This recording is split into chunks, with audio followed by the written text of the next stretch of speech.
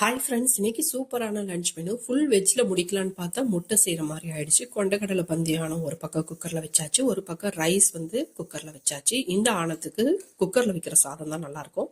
புளி கத்திரிக்காய் தான் செஞ்சிருக்கேன். இது தண்ணியில வேக வச்சுட்டு அப்புறம் ஃபைனலா புளி தண்ணி சேர்த்துக்கிட்டா நல்லா இருக்கும். அப்படிதான் செய்யணும்னு சொல்லிட்டு எங்க அம்மா சொல்லுவாங்க. என்னோட ஹபி புளி தண்ணியிலேயே வேக வைக்கணும் அப்படின்னு சொல்லுவாங்க. இன்னைக்கு தாய்க்குளம் சொல்ற மாதிரி செய்வோம்னு சொல்லிட்டு தண்ணியில வேக வச்சுட்டு புளித்தண்ணியை ஃபைனலா சேர்த்துக்கிட்டேன்.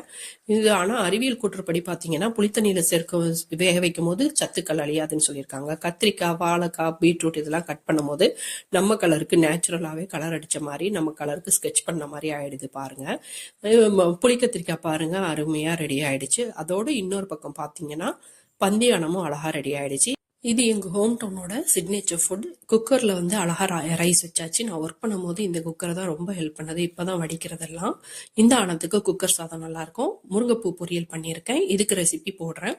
இப்ப பாருங்க, பிளேட்ல அழகா வச்சாச்சு. கத்திரிக்காய் ஒரு பக்கம், முருங்கைப்பூ பொரியல் ஒரு பக்கம், அதோட ஒயிட் ரைஸ், கொண்டக்கடலை பந்தியானத்தை சாதத்துல ஊத்திக்கலாம். இது நான் வீடியோக்காக கொஞ்சமா ஊத்திருக்கேன். இந்த சாப்பாடுக்கு இந்த பந்தியானம் நிறைய ஊத்தி சாப்பிட்டாதான் நல்லா இருக்கும். அப்படி சாப்பிட்டாதான் நல்லா இருக்கும். சூப் மாதிரி தான் இருக்கும். அதனால நிறைய ஊத்திக்கணும்.